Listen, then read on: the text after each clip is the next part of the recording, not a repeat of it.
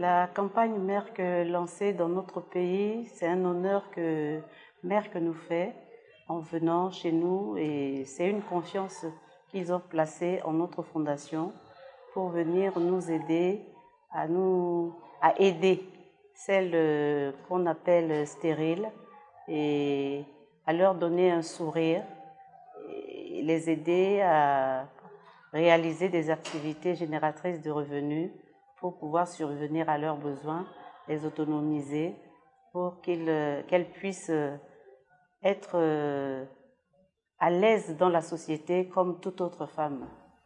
Je nourrissais déjà ce projet en moi et c'est devenu une réalité et c'est à la suite des activités que Merck a bien voulu porter son choix sur mon humble personne et j'ai accepté immédiatement, ce qui a concrétisé mon projet vraiment que je nourrissais.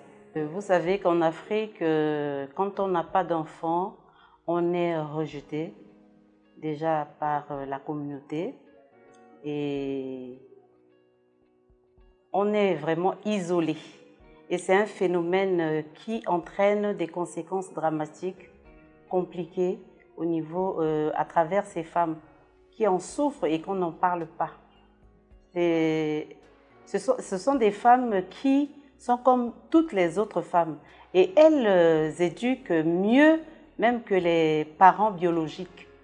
Alors, elles subissent des violences psychologiques et morales, tout genre de violence, même physique.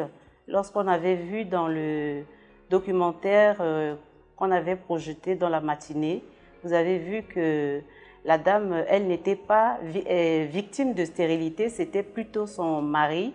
Et le mari n'a pas voulu admettre et lui a coupé les 2 mains.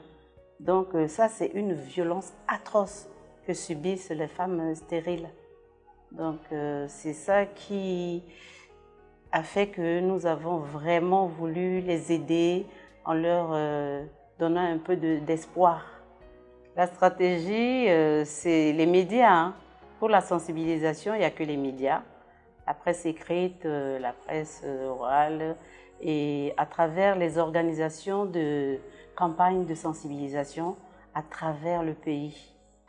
Et cela est nécessaire pour essayer de demander à la communauté de ne pas trop stigmatiser ces femmes, d'essayer de réduire la stigmatisation à travers les campagnes que nous allons mener dans les préfectures et à travers le monde en tant qu'ambassadrice dans les pays francophones. Ce que je dirais à la communauté tout entière, c'est de ne pas stigmatiser les femmes stériles et aux jeunes couples de se référer aux spécialistes qui pourront leur donner des conseils, les soigner afin qu'ils puissent avoir l'espoir d'avoir un enfant.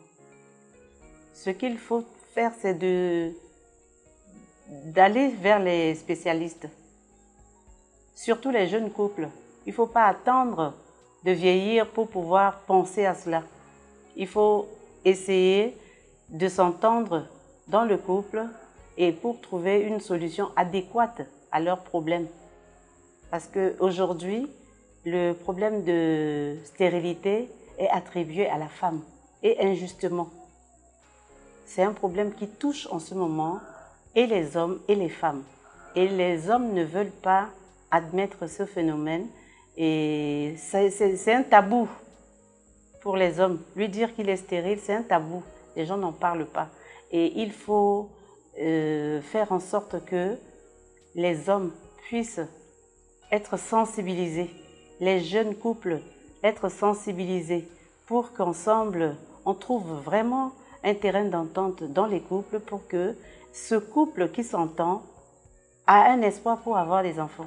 Mais ceux qui ne veulent pas admettre et qui jettent la pierre sur les femmes stériles alors qu'elles ne le sont pas réellement toutes, on doit essayer de remédier à ce phénomène. Et on doit sensibiliser plus les couples que la femme seulement. Il faut sensibiliser le couple. C'est les couples qui vont faire des enfants. Ce n'est pas une femme seule ou un homme seul qui va faire des enfants, c'est le couple. Et il faut les prendre à la racine. La racine, c'est-à-dire les jeunes. Il faut commencer dès le début. Et dans les établissements scolaires et partout dans la communauté, on est tous concernés. Il y a la femme, l'ivoirienne, dont on a vu le documentaire tout à l'heure. C'est dans sa propre famille qu'elle est vraiment marginalisée, discriminée et tout.